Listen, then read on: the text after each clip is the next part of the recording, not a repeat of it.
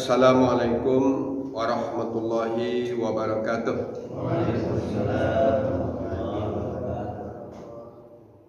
Alhamdulillahilladzi anzalal Qur'an hudan linnasi wa bayyinatin minal huda wal furqan. Asyhadu an la ilaha illallah wahdahu la syarikalah wa asyhadu anna Muhammadan abduhu wa rasuluh.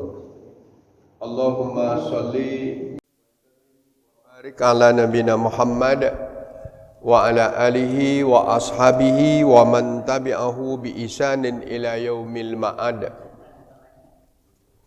Faqad qala Allah Ta'ala fil Qur'anil Karim, a'udzu billahi minasy syaithanir rajim. Laqad manna Allahu 'alal mu'minina iz ba'atha fihim rasulan min anfusihim yatslu alaihim ayatihi wa yuzakkihim wa yu'allimuhumul kitaba wal hikmah wa in kanu min qablu lafi dhalalin mubin. Bapak-bapak dan ibu-ibu jamaah pengajian Al-Furqan yang insyaallah dirahmati dan diberkati oleh Allah Subhanahu wa taala. Pertama-tama kita tetap banyak bersyukur dulu dan memuji kepada Allah, ya. Karena alhamdulillah tanpa putus-putusnya sampai saat ini banyak rahmat dan karunia Allah yang kita nikmati. Kita sehat dan kita kuat dan juga kita sempat untuk tetap hadir ke majlis rutin kita ini, yaitunya masalah pengajian tadabburul Al-Quran. Kepada Nabi kita Muhammad sallallahu alaihi wasallam, mari kita tetap juga memperbanyak selawat, salam, ya. Karena dengan perjuangan beliaulah, dengan risalah beliaulah, kita bisa seperti ini dan akan menjalani kehidupan ini selama di dunia ini sesuai dengan apa yang telah diwariskan kepada kita olehnya, dan insyaallah itu akan membawa keselamatan hidup kita dan kebahagiaan kita baik di dunia apalagi di alam akhirat nantinya. Bapak dan Ibu sekalian, kalau judul pengajian kita itu sudah dikasih, yaitunya kalau dalam bahasa Arabnya mumayyazatu siratur rasul. Mumayyazat itu artinya min khasais, beberapa keistimewaan yang luar biasa di dalam sejarah kehidupan Nabi kita Muhammad sallallahu alaihi wasallam berdasarkan konsep Al-Qur'an, gitu ya. Karena kajian saya kajian tafsir, gitu ya. Kenapa saya katakan mumayyazat? Mumayyazat itu kalau kita dekat-dekatkan lagi kepada bahasa Indonesianya adalah karakteristik, gitu ya, kekhususan, ya. Karakter tersendiri daripada kehidupan Rasul, ya. Mizah, suatu hal yang memberikan beda dengan yang lain, gitu ya. Itu ada di dalam sejarah Nabi kita Muhammad sallallahu alaihi wasallam. Di dalam Di dalam buku Sirah An-Nabawiyah, atau buku itu dikarang oleh Dr. Mustafa As-Sibai, bahasa Arab memang, dan buku itu diberi judul dengan Fiqhus Sirah, ya. Fikihnya sejarah, gitu ya. Jadi kalau selama orang fikih ini adalah selalu dikaitkan dengan ibadah, ya. Padahal fikih itu bisa dengan berbagai latar belakang ilmu. Bisa fiqhul lughah, ya, fikih bahasa, gitu. Ada fiqhus sirah, bisa fikih sejarah. Ada juga fikih di dalam kehidupan muamalah kehidupan kita sehari-hari. Jadi buku ini memang bahan perkuliahan, ya, buku wajib lah perkuliahan di Universitas Damaskus yang kita baca. Di dalam muqaddimah atau di dalam awal buku itu sudah beliau mengatakan ada beberapa keistimewaan yang ada di dalam sejarah kehidupan Rasul ini sulit didapati oleh kehidupan Rasul-Rasul yang lain. Bukan dengan manusia lain kan, tapi dengan Rasul yang lain, ya. Tentu bukan itu yang kita bahas, tapi yang kita bahas kita kaitkan dengan ayat Al-Quran sebagai pembuktian itu, kan itu aja Bapak sekalian. Ada 6 hal yang beliau katakan di sana. Ya. Yang pertama kata beliau, sejarah kehidupan Muhammad sallallahu alaihi wasallam itu adalah min asdaqis sirah. Sejarah yang paling benar, ya gitu ya. Tidak ada kebohongan di dalamnya dan tidak ada keraguan. Kenapa itu kata-kata itu penting ini? Nanti kita jelaskan. Yang kedua, zuhuru. Zuhur itu nampaknya, jelasnya kehidupannya min qablal wiladah ila akhir hayatihi. Jelas perjalanan hidupnya, belum lahir dia sudah ada sejarahnya. Gitu ya. Sampai dia meninggal. Dan itu tercantum di dalam pembuktian sejarah yang paling benar itu. Yang ketiga, dia adalah manusia biasa sebagai seorang nabi. Ya. Dia manusia biasa, tapi dia seorang nabi. Bahkan juga dia al-ummi, manusia biasa yang juga tidak mendapat pendidikan secara khusus gitu ya. Maka dikatakan al-ummi, dia ummi. Keempat, itu mukjizatnya berbeda dengan mukjizat nabi-nabi yang lain. Ya. Kalau mukjizat nabi yang lain itu spektakuler di dalam suatu peristiwa yang sifatnya temporer. Ya. Kalau mukjizat nabi sifatnya selama-lamanya. Mukjizat Nabi Musa hanya tongkat temporer sebentar habis dipukul jadi kan itu kan. Selanjutnya dia itu memperlihatkan perihal kehidupan yang lengkap sebagai seorang manusia, ya, lengkap dalam aspek apa aja. Nah, itu Bapak sekalian yang diungkapkan oleh Dr. Mustafa As-Sibai di dalam beberapa keistimewaan sejarah Rasulullah sallallahu alaihi wasallam. Kalau itu juga kita bahas, lari kajian kita dari tafsir Al-Quran nanti. Itu ya. Tapi kita ambil gitu. Min asdaqis sirah. Sejarah yang paling benar. Kenapa paling benar? Karena sejarah itu sifatnya belum tentu benar. Kalau sejarah Bapak sekalian, belum tentu benar. Bisa benar, bisa salah. Saya contohkan Bapak sekalian. Sejarah kerajaan Sriwijaya. Ya. Sejarah kerajaan Mojopahit. Itu kan ditulis di belakang. Sehingga untuk kerajaan Sriwijaya aja tidak ada kesepakatan sampai sekarang. Apoyonian Palembang jadi pusatnya. Atau Jambi. Bahkan ada yang lebih parah lagi, itu ada yang orang Thailand mengatakan kerajaan Sriwijaya itu pusatnya di Thailand.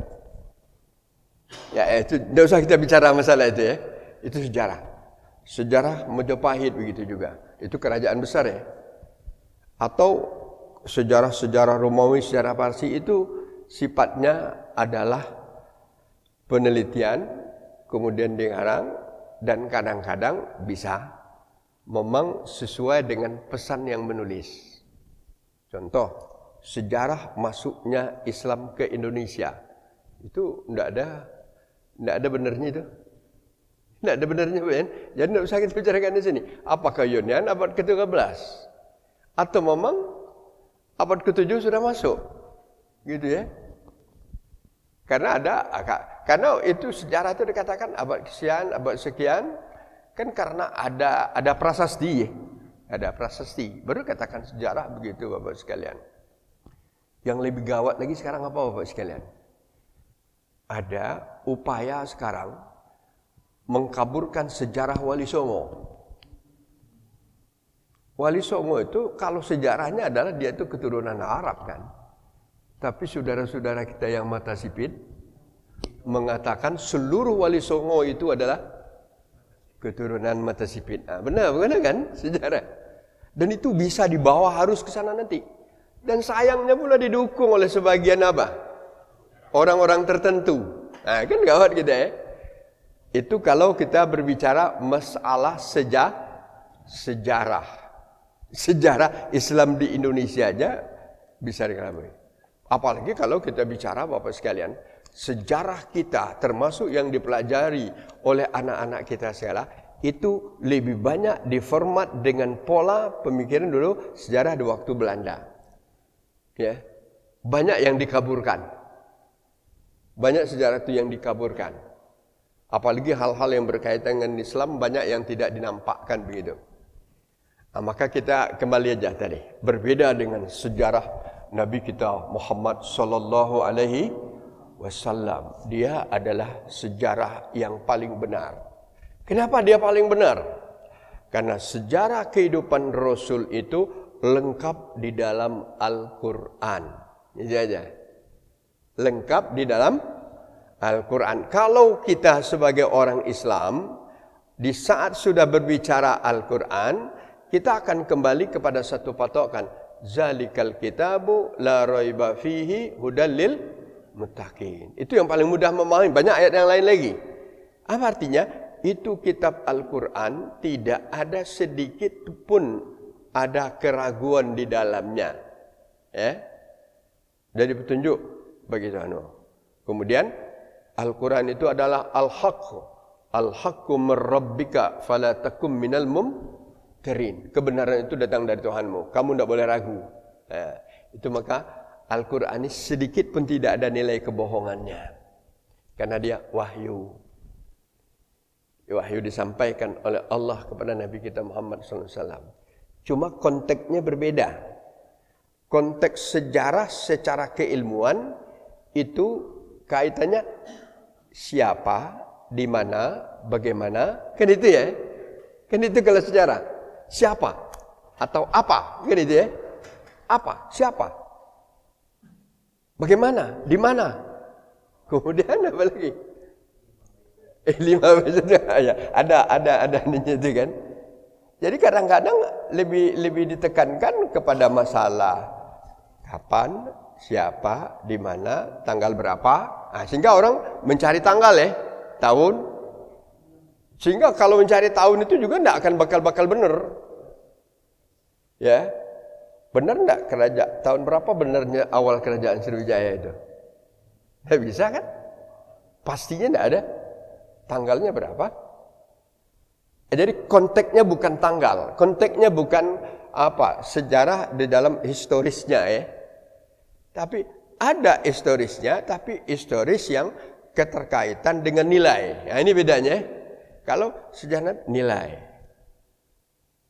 Jadi kalau sekarang 13 Rabiul Awal. Kemarin 12 Rabiul Awal.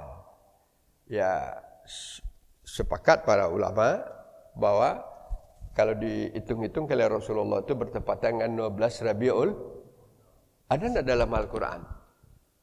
Dijamin tidak ada. Karena bukan itu konteksnya. Ya, tidak tanggal berapa pun silakan kan. Kan itu. Tapi salah tidak kita? Tidak salah kan.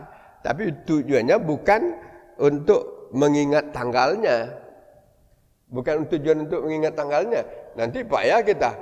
Tanggal berapa bumi ini mulai diciptakan oleh Allah? Gawat kan ini nanti kan? Tanggal berapa bumi ini jadi padat sebelumnya dari apa? Banyak panjang ceritanya Bapak sekalian. Itu tidak ada dalam Al-Quran. Tapi kalau proses keadaan ada.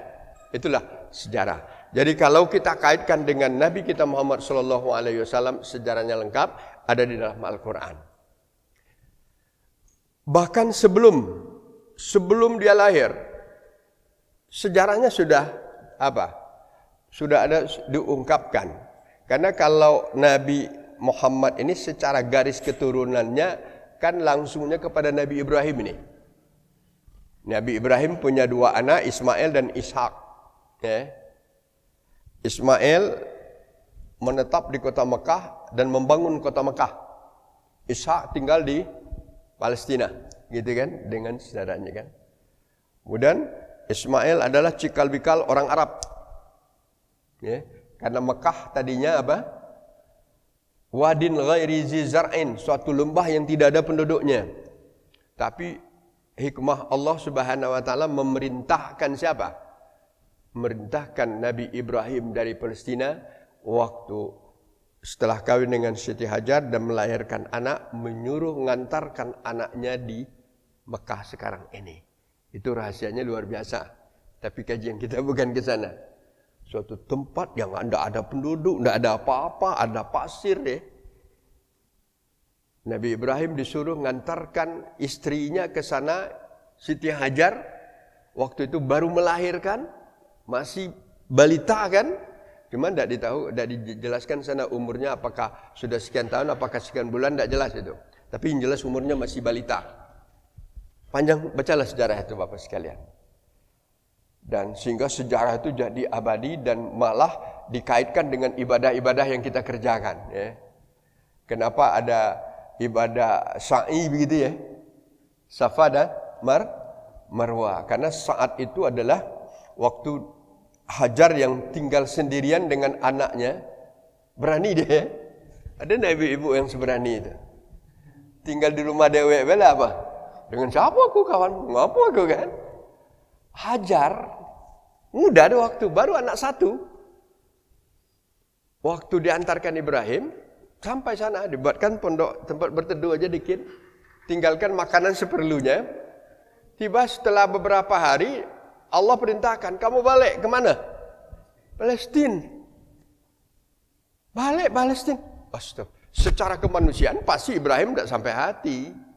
Anak-anak idaman lah, tua baru dapat anak kan? Tapi kata waktu itu, ini perintah Allah. Ini bedanya. Kalau perintah Allah, Nabi itu tidak ada pilihan selain daripada sami'na wa ata'na. Berarti tinggal, saya berangkat dulu, saya perintah Allah, saya balik. Apa kata Hajar? Tidak banyak ngomong dia. Pasti dia sedih. Tapi apa?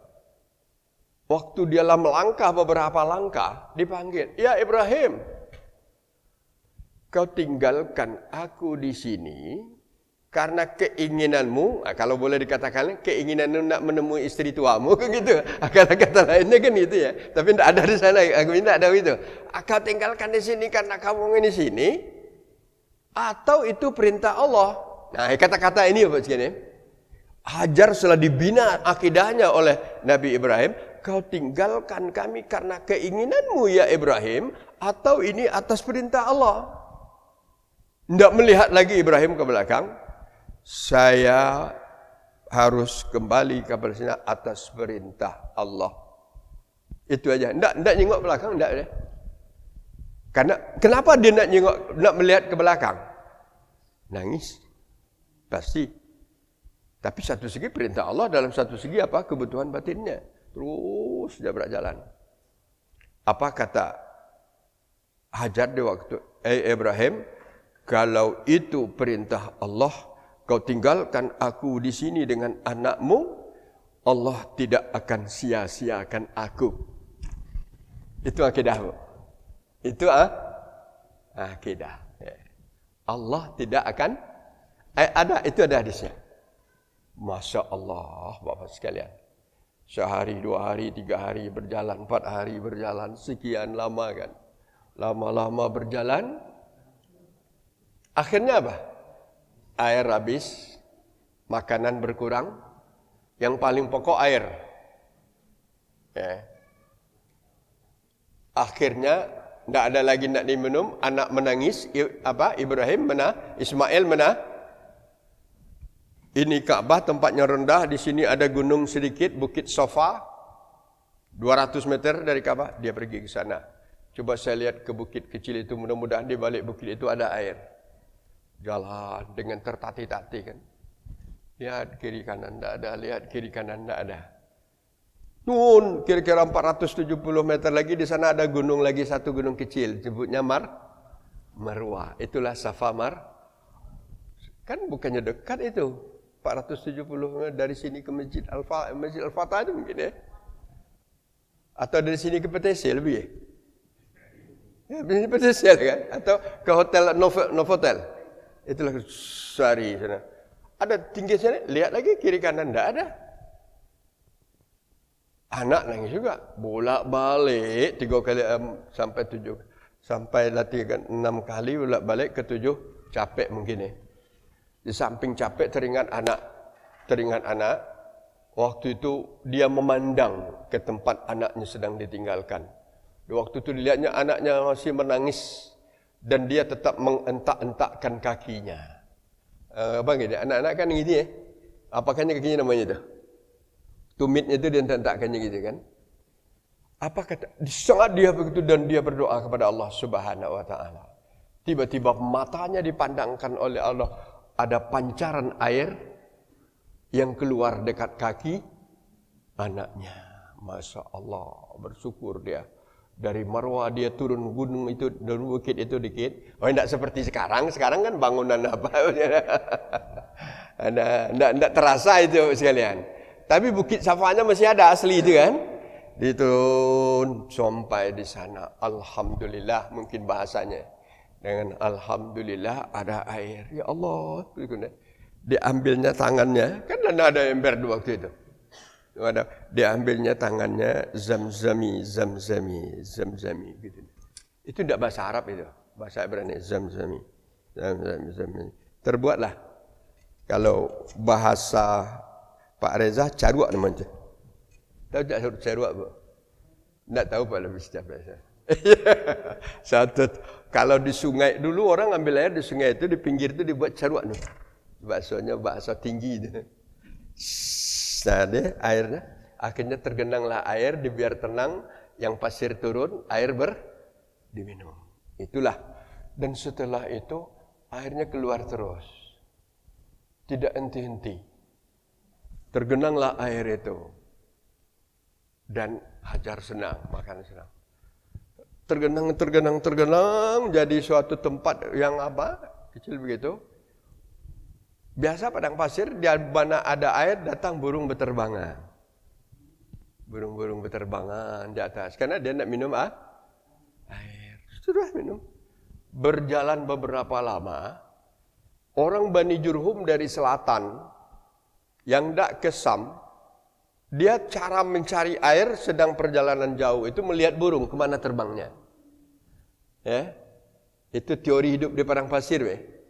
Ada teori hidup di laut, ada teori hidup di padang pasir. Kalau di laut melihat bintang Kalau di padang pasir melihat kemana burung terbang. Dari mana? Dilihatnya burung terbang. Dan kemudian di mana dia nanti akan terbang berkeliling-keliling. Di mana burung itu mengeliling berarti ada air. Oleh kafilah Bani Jurhum ini satu kali, ini ada di sana. Didekatinya, rupanya ketemu dia. Siapa? Siti Hajar tadi dengan air genangan yang cukup banyak. Berhenti di sana beberapa hari. Akhirnya apa? Minta izin kepada Hajar. Boleh tidak kami numpang berapa hari tinggal dulu di sini? Kata, silakan, senang nanti kan. Terjadilah interaksi. Akhirnya mereka juga minta izin tinggal di sana. Kelamaan apa ceritanya? Ismail jadi anak-anak bertahun-tahun jadi dewasa dan terbentuklah suatu masyarakat di sana. Dan itulah cikal bakal penduduk Mekah. Dan akhir Ismail dapat jodoh. Jodohnya juga ada sejarahnya. Tidak usah cerita panjang ibu dan bapak sekalian. Tadi wadin ghairi zizar'in, maka apa? Setelah beberapa tahun Ibrahim datang kembali melihat anaknya. Ada cerita. Waktu dia dipindahkan, maka ada istrinya. Ini menurut pandangan Ibrahim kurang tepat. Disindir dengan bahasa. Bandul pintu kamu itu tidak bagus. Sebaiknya tukar aja. Jadi bahasa sindiran dipakai Minang itu benar juga sih. Dia tidak berkata langsung Bukan ceraikan istrimu tidak katanya kan. Kayunya tukar aja. Kenapa? Kenapa tidak bagus? Coba cari tukar yang lain. Paham Ismail waktu. Artinya apa? Bahwa tingkah laku istrinya itu tidak cocok. Maka Ismail kawin dengan yang lain. Dengan istri yang solehah. Itulah turun-temurun. Akhirnya bertahun-tahun Nabi Ibrahim juga tetap di sana, orang sudah ramai dan itu dinamakan orang Arab. Itulah orang Arab.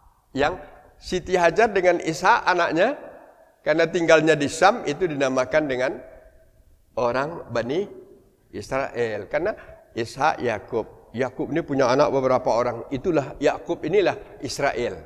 Anak dari Ishak tadi. Ya. Anak Sarah dengan Nabi Ibrahim, Ishak. Ishak punya anak Nabi Yakub. Yakub ini punya beberapa orang nabi. Dan Yakub itu nama lainnya itu adalah Israel. Apa? Jadi itu kalau Bani Israel keturunan Nabi jadi kata asli Israel itu benar Bu Sen, Nabi Yakub itu. Tapi yang salahnya adalah tingkah laku Bani Israel yang Israel. Dan sekarang kalau Israel nama negara sekarang justru susah kan? Jadi itu sejarah Ibu ya. Dan itu tidak dibuat-buat itu. Apa yang saya bacakan itu semuanya ada dalam Al-Quran. Saya sasaran gini, selanjutnya apa? Nabi Ismail lah kawin, punya anak, kemudian datang perintah oleh Allah untuk membangun tempat ibadah. Menurut saya mungkin dulu-dulunya juga sudah ada di sana. Karena itu awalu baitin wudi'alin linnas. Tapi yang jelas bangunan yang seperti sekarang ini dibangun oleh Nabi Ibrahim dan Nabi Ismail. Dibangunlah Ka'bah itu dengan ukuran segi 4. Dan di waktu setelah selesai dibangun, entah dari mana tiba-tiba ada Jarul Aswad ditaruh sekali. Di waktu bangunannya sudah agak tinggi, meletakkan tanah-tanah itu, dibikinlah tempat apa namanya itu tanah mungkin, sebab kalau kita kan apa kayu yang dibuat itu apa namanya? Tanggo ya. Tapi dibuat sini, tapi kan tidak ada kayu di sana, di sana. Waktu Nabi Ibrahim Ismail mau nginjak ke masang-masang dinding ke atas ini, membekaslah kakinya. Sampai selesai dan itu masih tetap ada. Kemudian itu diabadikan sampai sekarang tetap ada. Jadi yang asli dari Ka'bah itu sekarang 2. Pertama adalah Hajarul Aswad, yang kedua Maqam Ibrahim. Maqam itu tahu enggak apa artinya? Tempat tegak. Makam itu artinya tempat tegak waktu memasang dinding. Masih ada. Saya sendiri berapa kali tidak bisa melihat apa. Tapi sengaja ditutup Kan ada bangunan kecil kacau gitu kan. Itulah yang asli sampai sekarang. Kalau yang lain, tidak ada lagi. Ada Hajarul Aswad, ada Makam Ibrahim. Terus. Ini kaitannya dengan sejarah Nabi kita Muhammad SAW. Setelah selesai Ka'bah dibangun, kemudian apa? Karena bekasnya sejarah ditinggalkannya Ibrahim, kemudian dibersihkan. Nabi Ibrahim tidak kembali lagi kepada Syam, Palestina sekarang. Waktu itu dia berdoa kepada Allah Subhanahu wa taala yang ada 4 secara garis besar doanya. Ya Allah, jadikanlah rumah ini lit-ta'ifina war-ruka'is sujud.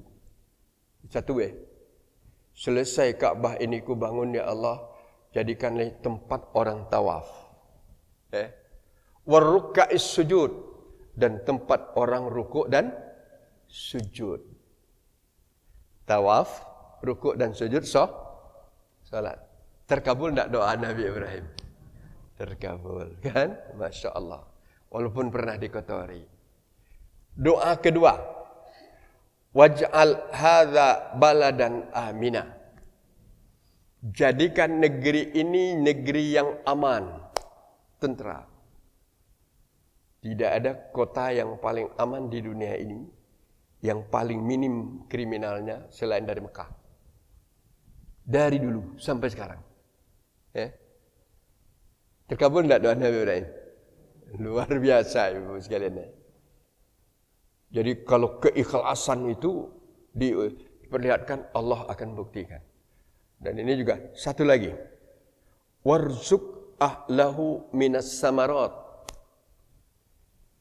Ya Allah, penduduk di sini akan ramai, berilah penduduk dari anak cucuku di sini ni dengan berbagai macam buah-buahan. Kalau orang sana paling dia doa kurma. Tapi kenapa samarot? Samarot itu buah-buahan yang bermacam-macam, aneka buah-buahan. Zaman Nabi Ibrahim belum terkabul. Tapi setelah itu sampai sekarang Mekah adalah kota yang paling sejahtera dengan aneka ragam buah-buahan. Bahkan kita di tempat kita belum ada, di sana ada. Jadi kalau waktu makan apa di sana? Nak makan mangga, nak makan jeruk, nak makan apel, nak makan pisang, nak makan apa? Jangan lupa itu. Sebetulnya ini hasil doa Nabi Ibrahim alaihissalam. Terkabul kan? Lah 3 bu. Yang keempat. Nah ini kajian kita. Yang keempat. Rabbana wab'as fihim rasulan. Ya Allah, ya Tuhan kami, utuslah di tengah-tengah mereka ini seorang rasul. Ya. Seorang rasul artinya dari anak keturunan mereka kan, dari anak keturunan Nabi Ibrahim alaihissalam. Yang nanti rasul itu akan bertugas yatslu alaihim ayatika, membacakan ayat-ayatmu. Atau itu boleh dilihat dalam surat Al-Baqarah ayat 129. Rabbana wa ba'as fihim rasulam minhum yatslu alaihim ayatika wa yu'allimuhumul kitaba wal hikmah wa yuzakkihim innaka antal azizul hakim. Ya Allah, di suatu saat penduduk kota ini akan ramai. Perjalanan masa yang cukup panjang. Tak tahu perjalanan umat ini ke belakang. Jadi artinya apa? Nabi Ibrahim itu punya pandangan yang jauh ke belakang. Dia tidak memikirkan zamannya, tapi dia memikirkan zaman setelahnya. Penduduk di sini akan ramai nanti, ya Allah.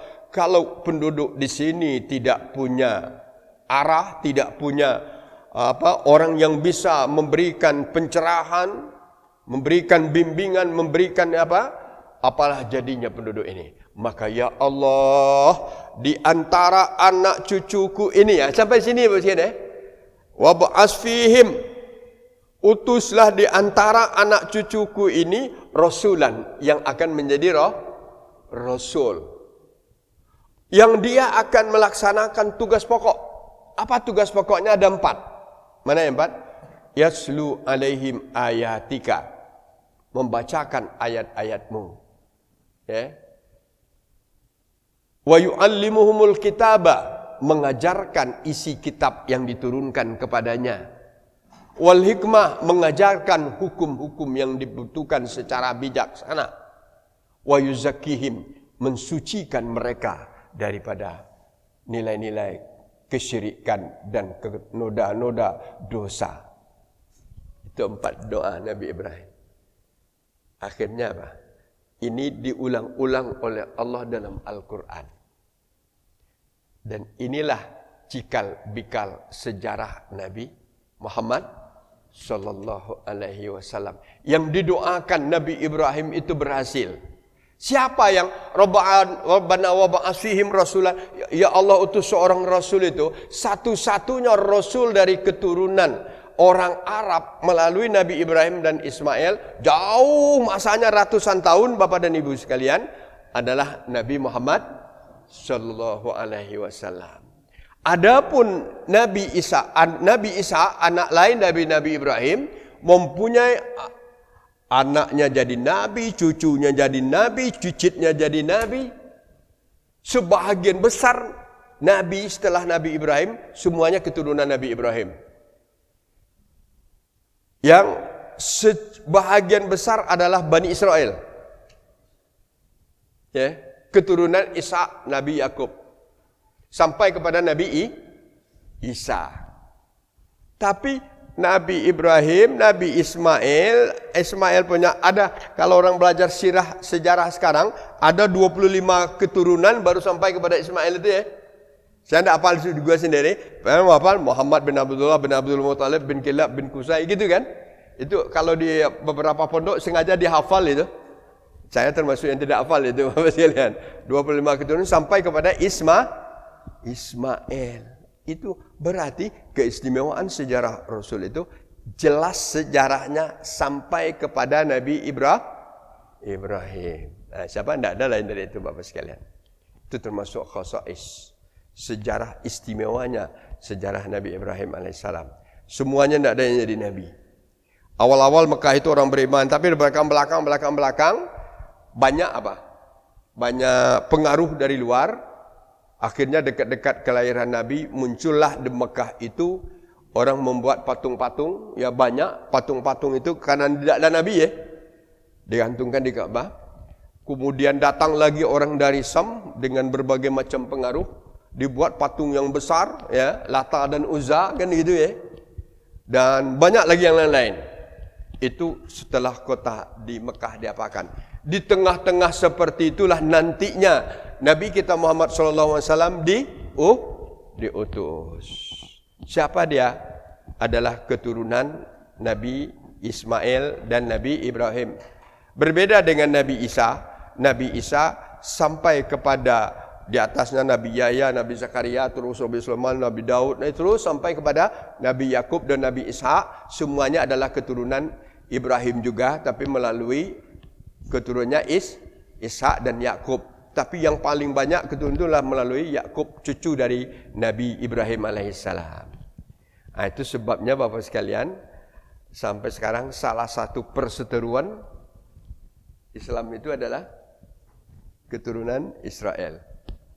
Dan itu juga lah yang dibanggakan oleh Israel sampai sekarang.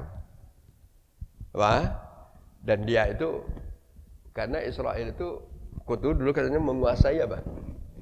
Tapi itu sejarah, ya. Tapi itu jelas merupakan dia lupa bahwa Nabi di zaman dia itu akan berlaku apa. Nah, sekarang apa? Kita kembali masa doa Nabi Ibrahim berhasil dikabulkan oleh Allah, diutus oleh Nabi, yaitu nabinya Muhammad SAW. Diungkapkan oleh Allah di tengah-tengah umat di waktu itu umat yang ummi. Sehingga di dalam surat Al-Jumu'ah dibacakan oleh Allah ayat kedua, wallazi ba'asa fil ummiyina rasulan yatslu alaihim ayatika. Aja sama bunyinya kan? Sama aja. Nah, kemudian kita ambil lagi patokan sekarang dalam surat Ali Imran, itu juga bunyinya kita bacakan tadi. Sehingga apa yang didoakan oleh Nabi Ibrahim itu menjadi anugerah besar bagi kita. Apa anugerah besarnya? Dijelaskan oleh Allah, laqad mannallahu 'alal mu'minina. Allah telah memberikan karunia dan anugerah yang sangat besar terhadap orang yang beriman. Kita ya. Apa anugerah yang besar itu? Izba'asa fihim rasulan. Ketika Allah mengutus di tengah-tengah mereka seorang rasul. Rasul itu adalah Muhammad sallallahu alaihi wasallam. Yatslu alaihim ayatihi. Dia bertugas membacakan ayat-ayatnya, ayat-ayat Allah. Apa ayat Allah itu? Al-Quran. Yang kedua, wa yuzakihim. Dia bertugas mensucikan diri mereka dari kesyirikan dan noda. Yang ketiga, wa yu'allimuhumul kitab, mengajarkan kitab. Yang keempat, mengajarkan hikmah hukum-hukum. Kenapa? Wa in kanu min qablu lafi dhalalin mubin. Karena sebelumnya mereka berada dalam kesesatan yang nyata. Itu garis besar dulu. Jadi kan nampak ya, istimewa sejarah Rasul itu. Ya. Sekarang coba lihat istimewanya lagi Bapak sekalian. Nabi Muhammad nabi yang terakhir.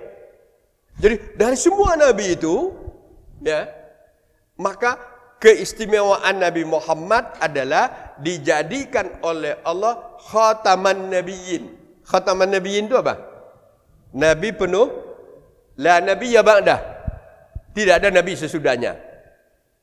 Nah, itu keistimewanya. Yang selanjutnya keistimewaannya bahwa ajaran yang dibawa oleh Nabi Muhammad, wahyu yang diberikan oleh Allah kepada Nabi Muhammad berlaku secara global untuk semesta alam, untuk semua umat manusia. Itu maka ada ayat wa ma arsalnaka illa rahmatan lil alamin. Coba lihat, kami tidak utus engkau ya Muhammad kecuali untuk semesta alam. Sudahlah nabi terakhir, berarti tidak ada nabi. Kalau tidak ada nabi lagi, berarti ajaran Nabi Muhammad ini akan berlaku sampai kapan? Hari kiamat. Berlakunya bukan di Mekah saja. Berlakunya di mana? Seluruh dunia. Di mana saja manusia tinggal. Kalau manusia jadi pindah ke bulan, kalau jadi ya, ada benar kan ada teori Bapak sekalian. Kalau terjadi perang planet, manusia akan pindah ke bulan. Syariat apa yang berlaku di sana untuk orang Islam? Syariat Nabi Muhammad. Jadi bukan di bumi aja, tapi Allah sudah mengultimatum manusia itu hidup di bumi. Ada tak kemungkinan? Wallahu a'lam. Allahu ya'lamu ma yasha. Jadi itu istimewanya min mumayyizat sejarah Rasulullah itu. Selanjutnya apa? Dia berlaku untuk semua zaman, berbeda dengan nabi-nabi yang lain. Banyak nabi-nabi, di atas nabi ini ajarannya berlaku terbatas. Ya. Terbatas waktu, satu. Dua, terbatas objek dakwahnya. Kalau ajaran Nabi Isa, dia berlaku hanya semasa dia hidup. Ibarat lain, kalau kita beli barang yang sifatnya di market yang resmi, supermarket, harus ada dituliskan apa? Kadaluarsa. Jadi Nabi Isa meninggal, ajarannya tidak berlaku. Sebelumnya Nabi Zakaria, Nabi Yahya tidak berlaku. Nabi Musa tidak berlaku. Zaman dia itulah hidupnya berlakunya. Sudah itu apa? Dia berlaku sesuai dengan daerah di mana dia tinggal. Ya, jadi waktu itu bisa aja satu musim Nabi itu dua, bisa aja. Karena sebahagian besar waktu itu adalah Bani Israel, Nabi itu, maka pada kelompok-kelompok Bani Israel tertentu. Sekarang Nabi Isa. Nabi Nabi Musa, jelas ultimatumnya dalam Al-Quran. Wa isqala Isa bin Maryam ya bani Israel inni Rasulullah ilaikum. Nah, coba lihat dalam surah As-Saff, ketika Nabi Isa berkata, anak Maryam berkata, wahai bani Israel, inni Rasulullah, aku ini Rasul Allah ilaikum, untuk kamu saja. Berarti tidak berlaku untuk orang Arab, kan gitu ya. Tidak berlaku untuk orang India waktu itu. Jadi kadang-kadang kalau secara logikanya, kalau ayat ini dipahami benar oleh orang Nasrani, tidak cocok. Di Indonesia ini ada orang apa? Tapi salah nanti kalau kita ngomong panjang ini, pula nanti kan. Tapi kita kan konsep Al-Quran katakan, wah ajaran Nabi Isa hanya berlaku untuk kalau untuk Bani Israel, orang Indonesia Bani Israel tak? Tak kan? Jadi, sudah itu, kata Nabi Isa, kalau saya mati, inni mubassiran, bi rasuli ya'ti min ba'di ismuhu Ahmad. Nabi Isa sendiri sudah mengatakan, saya mati nanti, beberapa lama nanti akan muncul, aku beri kalian kabar gembira. Mubassiran, kabar gembira artinya. Bi rasulin. Akan muncul seorang Nabi. Namanya itu Ahmad. Jadi Nabi Muhammad itu namanya banyak Ana Ahmad, Anal Mahi, Anal Muhammad. Ada satu lagi Bapak sekalian. Saya punya nama Ahmad kata Nabi. Saya Al-Mahi. Saya Muhammad. Walaupun yang terkenal itu namanya adalah Muhammad. Atau boleh juga Ahmad di sini tidak nama, bisa diartikan sifat. Adalah orang yang paling terpuji. Ahmad itu artinya apa? Orang yang paling terpuji. Ya jelas dalam Al-Quran. Itu juga termasuk keistimewaan, mumayyazat, kelebihan sejarah Rasulullah sallallahu alaihi wasallam. Jadi ajarannya itu berlaku lama. Dengan demikian juga, karena ajarannya itu berlaku lama, Allah tidak perlihatkan mukjizat kepada Nabi, mukjizat yang spektakuler temporer. Itu istilah saya aja, spektakuler temporer. Nabi Isa alaihissalam, mukjizatnya saking istimewa spektakulernya, ada orang buta di tengah jalan, ada mengadu pada Rasulullah. Ini apa? Bacanya nama Allah, Bismillah, diusapnya apa? Bismillahirrahmanirrahim. Mungkin ini dia melihat dia, melek matanya kan. Padahal sekarang orang buta dioperasi sendiri belum tentu bisa melihat kan. Hidup dah.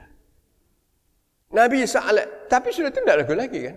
Karena itu berlaku seketika biiznillah. Ada ayat Al-Quran itu berlaku seketika dengan izin Allah. Atau dia ketemu, ya Rasul, ya Isa, penyakit saya ini, tangan saya ini bagaimana ini? Ada putih, ada kuning, hitam. Penyakit apa? Balak ya? Dipegangnya oleh Nabi Isa dan apa? Bersih dia. Ada enggak dokter punya kepandaian model itu? Dijamin tidak kan?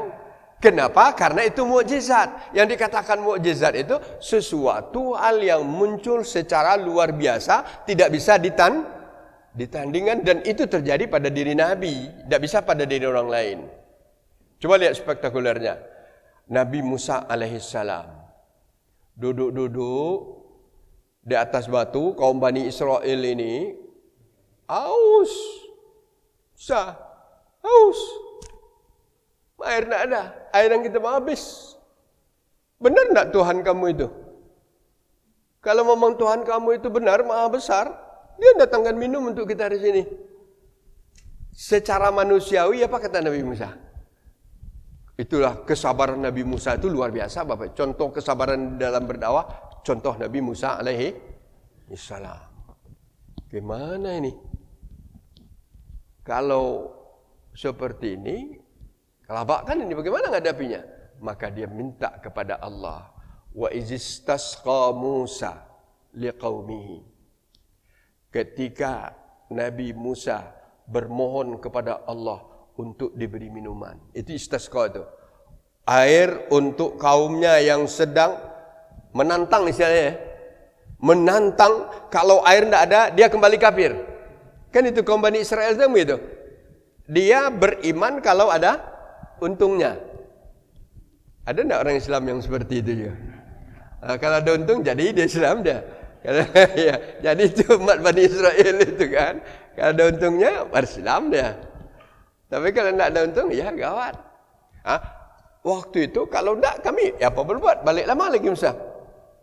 Hilang akan Nabi Musa. Satu-satunya kembali kepada Allah. Sedang duduk-duduk itu, setelah berdoa itu dikabulkan oleh Allah doanya. Nabi Musa karena sering di dalam perjalanan dia tidak lupa membawa tongkat. Ya. Apa kata Allah? Idrib bi'asakal hajar. Nah, dipukul gitu kan? Famfajarat min husnata asyara aina. Di tempat dia duduk-duduk batu besar itu, setelah dipukul oleh Nabi Musa dengan tongkat, memancar air pencurahan, air keran. 12. Kenapa 12? Karena mereka 12 Masya Allah. Kepandaian teknologi apalah yang bisa seperti itu sekarang Pak? Ada enggak teknologi yang bisa model itu sekarang? Dijamin tidak ada. Ya, dijamin tidak ada. Kenapa? Karena itu mukjizat. Kalau begitu, kami tetap beriman, ya Musa. Baca lagi panjang waktu Bapak sekalian. Nanti kelaparan di padang pasir, minta makan dulu kan? Saya minta makan, turun apa? Mana wasalwa. Saking banyak kue mana wasalwa itu, lah jauh berjalan. Malik belum makan itu terus. Yang lain lagi yang itu ada dalam Al-Quran itu. Enak kita kalau baca sejarah Nabi berdasarkan konsep Al-Quran. Jadi bacalah sejarah Nabi berdasarkan konsep Al-Quran ya. Itu luar biasa Bapak sekalian. Nabi Musa itu juga luar biasa. Sejarah sejak kecil juga ada. Bahkan waktu menghadapi musuh, ya, musuh berkumpul tukang sihir Firaun kan? Dengan dipadukan segala ilmu sihirnya, sepakat ilmunya yang dipakai sihir itu apa? Melontarkan tali bisa jadi ular. 40 tukang sihir. Seperti inilah, satu, masing-masing lemparkan ular, tali. Dan semua ular ini apa? Hidup menurut pandangan waktu itu menuju Nabi. Apa yang dibuat ini? Allah, karena dia Musa, dia adalah Rasul Allah, ditolong oleh Allah. Falqi ma fi yaminika. Lemparkan apa yang di tangan kananmu ya Musa. Dilemparkan gitu. Lemparkan apa? Tongkat tadi dilemparkan langsung bergerak, muncul kepalanya gini nah. Kemudian langsung bergerak apa? Satu-satu lah yang 40 nih habis dimakannya. Sudah itu apa? Habis dimakannya? Amanna bi Rabbi Musa. Apa katanya? Kami beriman dengan Nabi Musa. Jadi dia beriman itu karena apa? Karena keyakinan atau karena keajaiban? Nah, itu Bapak sekalian. Itu karena dia beriman, bukan karena karena sudah ya, kami beriman. Nah, maksud saya cerita ini banyak lagi contoh yang lain Bapak sekalian. Nabi-nabi yang lain. Nabi Muhammad SAW tidak diberi oleh Allah mukjizat yang seperti ini. Kenapa? Karena Allah tahu ajaran yang dibawa Nabi Muhammad ini berlaku sampai akhir zaman. Sampai akhir zaman, dengan demikian perkembangan akhir zaman ini harus berkaitan dengan suatu hal yang cocok dengan ilmu dan logika. Maka kita tidak akan mendapatkan mukjizat Nabi Muhammad yang seperti itu. Dan Allah sengaja juga seperti itu. Bahkan Nabi ditawarkan seperti itu juga tidak mau dia. Ya. Tapi Allah memberikan mukjizat abadi yang tidak akan tertandingi oleh manusia sepintar apapun sampai akhir zaman. Mukjizat itu adalah Al-Qur'an. Al-Qur'an. Tidak ada tongkat jadi ular. Tidak ada. Tidak ada tangan diginikan, diginikan seperti pedang apa dia itu? Ada permainan anak-anak itu nah. Diginikan tangannya nah. Wadmum yadaka ila janahika takhruju bayda'a min ghairi su'in tara. Artinya apitkan tanganmu ke tanganmu kemudian tarik takhruju bayda', dia keluar bersinar-sinar. Begitu nah. Sehingga menakutkan orang. Itu waktu menghadapi Bani Israel. Luar biasa. Ini tidak ada di zaman Nabi Muhammad. Paling-paling yang agak spektakuler itu seolah bulan kelihatannya belah gitu aja, itu aja. Itu memang ada satu. Tapi yang lain mukjizat Nabi apa?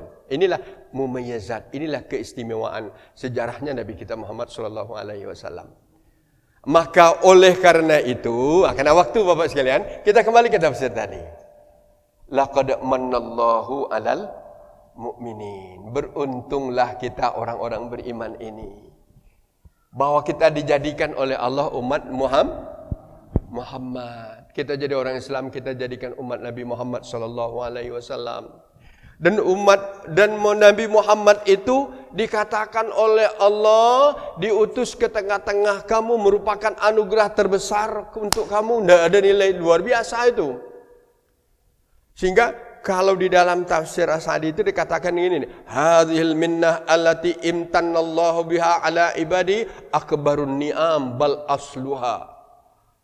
Bahwa dengan diutusnya Nabi Muhammad itu sebagai seorang nabi adalah suatu anugerah yang sangat besar diberikan oleh Allah kepada hamba-hambanya yang beriman. Wa akbarun ni'am, nikmat terbesar, bal asluha, tapi yang paling mendasar lagi.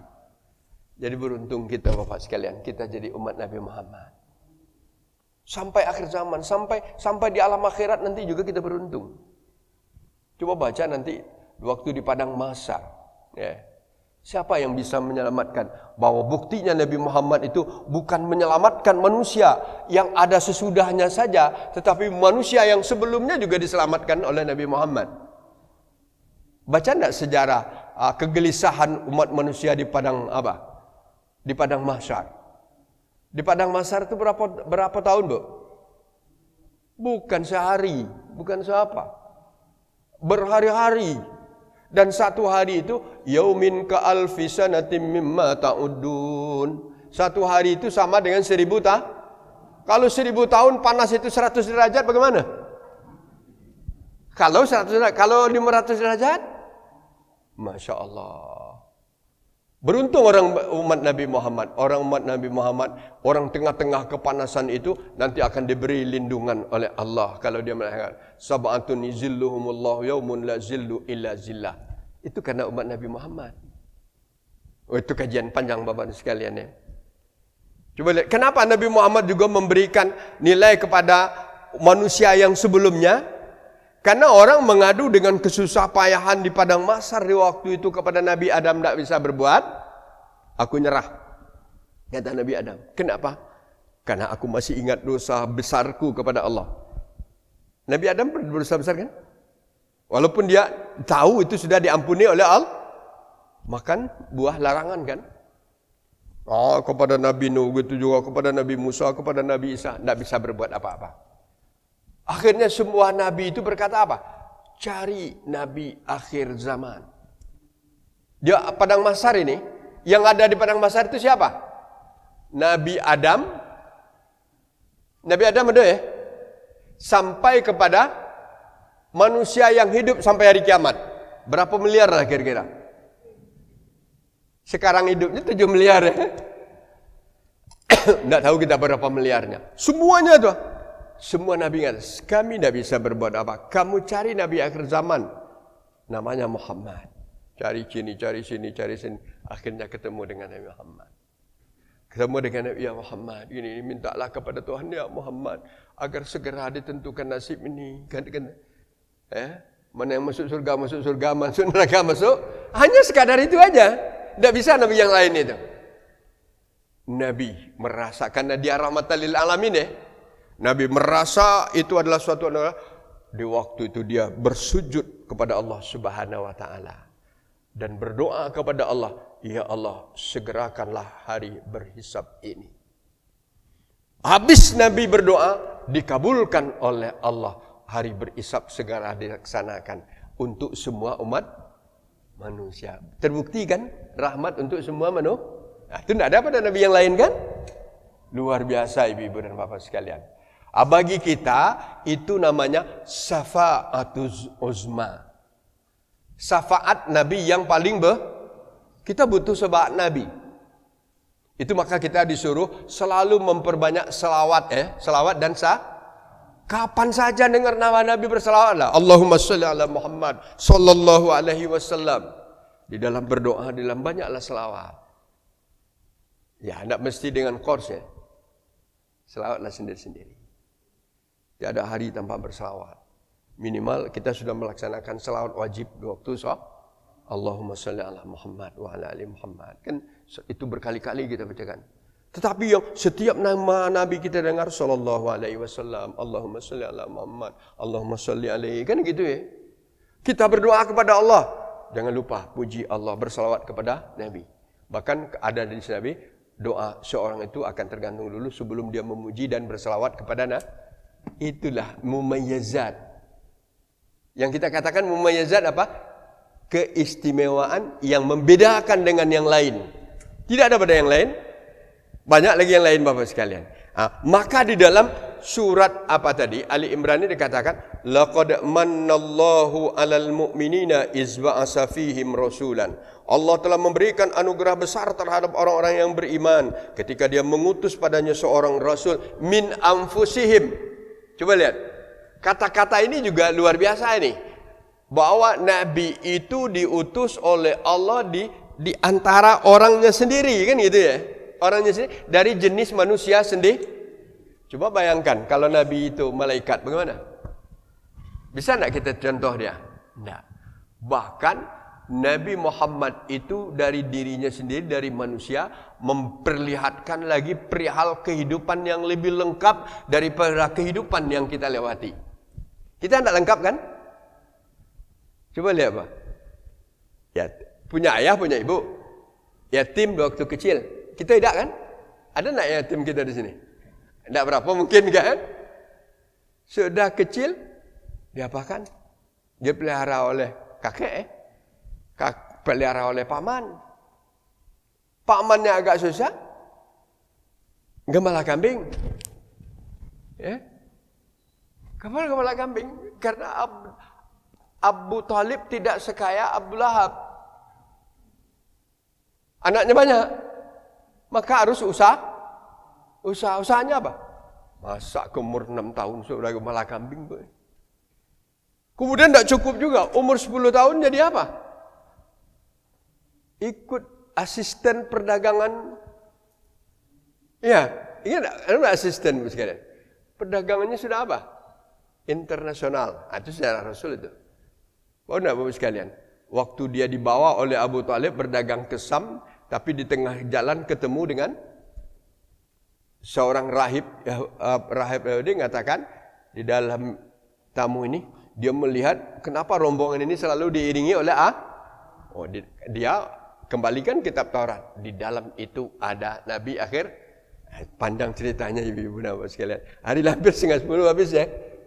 Ini sedikit lagi ayat. Dengan keistimewaan Nabi ini luar biasa dan memang tidak akan habis itu kita baca. Saya hanya memberikan suatu membukakan cakrawala kita. Memang luar biasa itu. Maka Allah pun juga memberikan kepada Nabi modal pokok sebagai terkabulnya doa Nabi Ibrahim tadi. Doa Nabi Ibrahim apa? Ya Allah, kalau diutus Nabi ini, karena umat ini akan susah, umat ini akan hidup sesuai dengan kehendak awam nafsunya, umat ini akan sesat. Di waktu Nabi muncul itu umat sesat kan. Kalau istilah dalam sejarah sengaja difokuskan saja umat Quraisy jahiliyah. Kan itu ya? Betul Pak ya? Nabi muncul di tengah-tengah umat Quraisy, orang Quraisy yang jahil. Pertanyaan saya kepada ibu-ibu, yang jahiliyah di waktu Nabi lahir itu orang Quraisy saja atau seluruh dunia? Kan seluruh, itu pembelotan sejarah juga kan? Yang sesat di waktu itu siapa? Orang Quraisy sedikit cuma.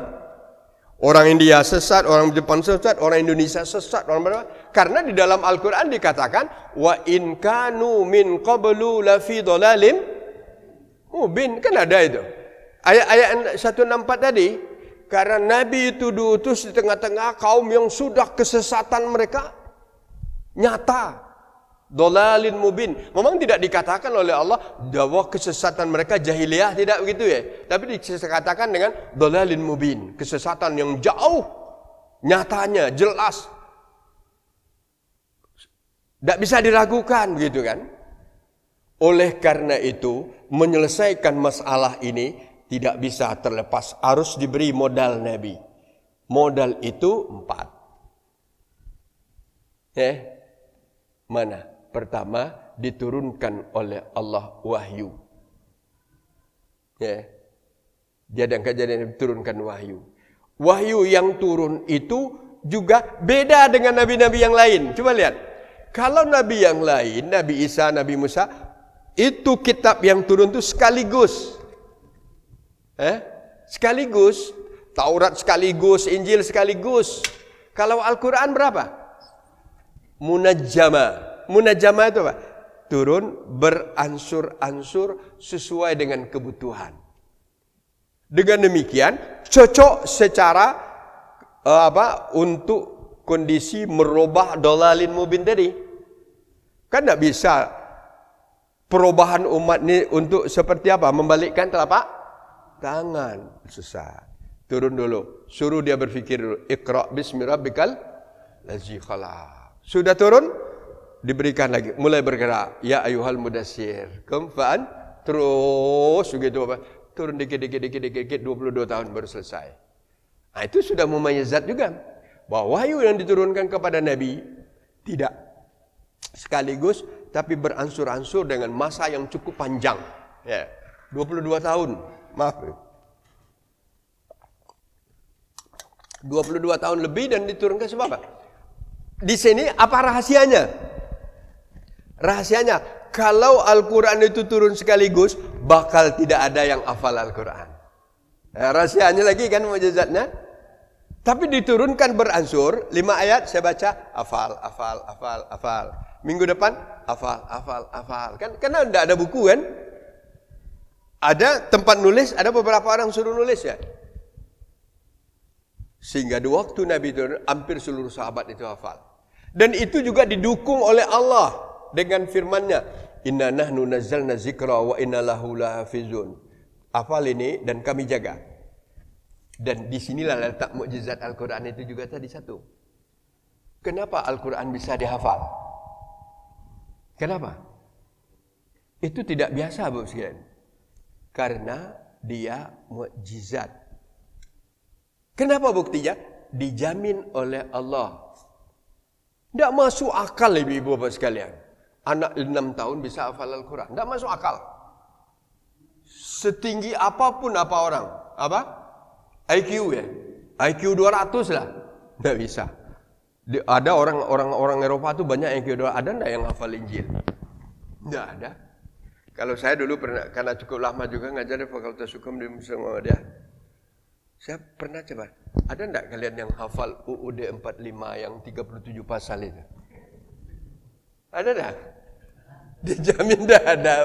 Padahal sampai sekarang berapa? 30. Ada mukadimah, kemudian ada 30 pasal. Sekarang jadi 42 ya? Itu aja. Tidak. Walaupun dia sudah doktor. Coba Al-Quran. Dan kondisi kita di tengah-tengah yang kan, ada lagi yang kita syukuri. Muncul sekarang menggurita apa? Bak cendawan tumbuh ya. Rumah tak? Dulu kita mengkhawatir takut orang tak pandai baca Al-Quran. Tapi sekarang sudah berubah. Di mana-mana orang berlomba-lomba membuat rumah tahfiz. Bahkan itu diikuti juga oleh orang-orang yang tidak karena keselamatannya. Coba lihat sekarang. Orang yang hafal Al-Quran mudah jadi polisi. Mudah kuliah. Ya. Kenapa? Karena dia tahu, hafal Al-Quran dia hafal. Jangankan rumus-rumus hukum Boyle, hukum Archimedes katanya kan. Ya gitu ya, kan begitu ya. Wah, logika itu. Tapi Unsri belum. Unan sudah ya. Alhamdulillah. Dan itu kan luar biasa. Dan itu kan mumayazat juga itu. Kenapa mumayazat? Jadi kembali, kita Bapak sekalian. Maka itulah kata Allah, kabrina Muhammad ni modal. Dan ayat yang diturunkannya dibacakannya. Sudah dibaca dihafal. Sudah itu apa? Dijadikan, karena tadi kan mereka sesat ya.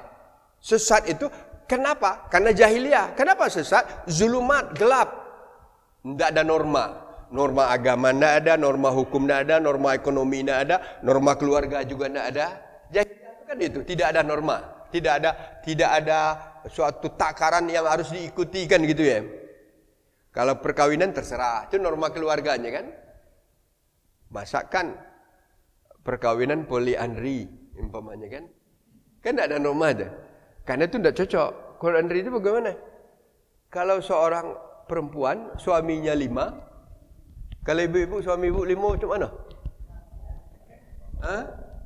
7. Kalau ibu hamil anak siapa?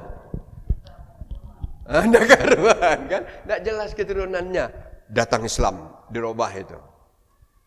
Bahwa seorang perempuan boleh kawin dengan seorang laki-laki. Kenapa? Itu garis keturunan. Halal. Kapan? Itu dolal. Kan dolal mubin ya. Kenapa itu bisa dikeluarkan? Turun ayat. Maka turun ayat yang mengatur perkawinan. Riba, minuman, macam-macam ya. Turun ayat berkaitan dengan itu. Al-Quran itu begitu, Bapak semua ngatur itu.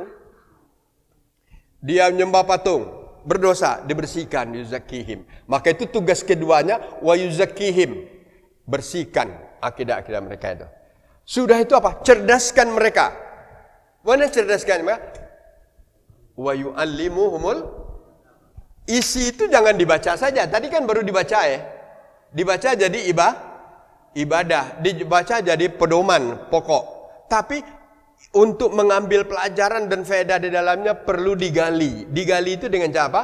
Proses belajar mengajar. Untuk Al-Quran dinamakan dengan mentafsirkan. Inilah maka sampai kapan saja kita ini sebagai orang Islam, ajaran kita ini akan keluar dari ini. Patokannya ini Bapak sekalian. Setinggi apapun berbagai macam disiplin ilmu didapatkan nanti, rujukannya tetap apa? Al-Quran. Ilmu itu adalah pengalaman, percobaan, eksperimen. Kalau ilmu-ilmu dunia ini kan eksperimen-eksperimen semua. Ini eksperimen, ini eksperimen. Kenapa air ini jadi bersih putih? Eksperimen. Kenapa ini jadi eksperimen? Diapakan dulu, dicoba-coba dulu, maka keluar satu cara. Tapi Al-Quran enggak. Al-Quran memberikan suatu kunci ilmu. Itu diajarkan. Sudah itu apa? Yang keempat, mengajarkan hukum. Hikmah. Dengan bijak. Mengartinya, jadi hikmah itu artinya bijaksana. Tapi intinya di sini adalah mengajarkan hukum dengan bijak. Maka di dalam tafsir dikatakan, hal hikmah ini adalah ayat Al-Quran yang diajarkan oleh Rasulullah itu diperjelas dengan hadisnya. Kan enggak ada. Kalau sholat, aqimus sholat, warka'u was. Sudah itu aja sholat dalam Al-Quran. Enggak ada yang lain. Caranya gitu. Tapi kenapa kita sholat 4 rakaat, Allahu Akbar, sudah Allahu Akbar, baca doa iftitah, baca Al-Fatihah, baca, kan tidak ada dalam Al-Quran itu. Maka hikmahnya wa yu'allimuhul hikmah itu adalah kapasitasnya Nabi kita Muhammad. Maka dia, apakah perkataannya, apakah perbuatannya, apakah ketetapan, itulah tauladan kita. Dan itu diambil dalam Al-Quran. Qul in kuntum tuhibbunallaha fattabi'uni. Katakan, kamu mencintai Allah, kamu beribadah kepada Allah, ikuti aku. Kalau kamu salat, sallu kama ra'aitumuni usall. Kalau kamu beribadah manasik umrah dan haji, khuzu anni manasikakum. Kan jelas semua ya. Zakat begitu juga. Wa atus sadaqah. Wa anfiqu mimma razaqnakum. Tidak ada perinciannya, ada zakat profesi, ada zakat ini, ada zakat perdagangan gitu ya. Tapi yang ada nanti zakat itu khuz min amwalihim shadaqatan tutahhiru zakim. Jelas ya? Kemudian zakat ini diambil apa? Innamas shadaqat lil fuqara wal masakin wa ibnis sabil wasailin wa fir riqab. Tapi kenapa tambang ada zakatnya? Kenapa perdagangan ada zakatnya? Kenapa buah-buahan ada zakatnya? Di mana artinya? Hikmah tadi. Hikmah tadi. Jadi ini kalau saya sumber pokok ajaran Islam, keistimewaan ajaran di bawah Rasulullah, dan 4 ya, kita kan tak nambah-nambah itu. Itulah dalam Al-Quran. Cuma kita perjelas agak panjang itu aja bahwa ada 4 tugas pokok Nabi. Dan itu juga akan menjadi kewajiban kita sepanjang masa. Karena kita punya kewajiban sepanjang masa apa? Membaca Al-Quran ya. Kita punya kewajiban tazkiyatun nafs. Membersihkan bagaimana caranya? Jaga tauhid kita, hindari perbuatan syirik, perbanyak ibadah, dan jangan tinggalkan yang wajib, jauhkan yang Itu adalah tazkiyatun nafs. Kemudian apa? Tingkatkan kecerdasan kita. Bagaimana caranya? Belajar wa yu'allimuhumul kitab tadi kan? Tingkatkan pemahaman kita terhadap agama. Pelajari hadis. Hikmah tadi. Hukum ini, hukum itu. Masya Allah ibu-ibu nafas sekalian. Wa in kanu min qablu lafi dhalalim mubin, itu terhapus. Jadi bersih. Waktu kita habis. Tidak ada pertanyaan Bapak di masjid ya? Ada pertanyaan? Ini terpaksa agak panjang, tidak bisa saya jelaskan, agak pendek penjelasannya. Kenapa sebenarnya ini tidak bisa ceritakan dengan karena memang saya sengaja beri judul Mumayyazat, keistimewaan sejarah Rasul, kemudian langsung kita kaitkan dengan Al-Quranul Karim sesuai dengan pokok kajian kita. Disimpan aja pertanyaannya Bapak sini. Simpan aja karena juga ada acara di sini. Mudah-mudahan bermanfaat untuk kita. Saya banyak mohon maaf. Nasrullah wa fatum. Assalamualaikum warahmatullahi wabarakatuh.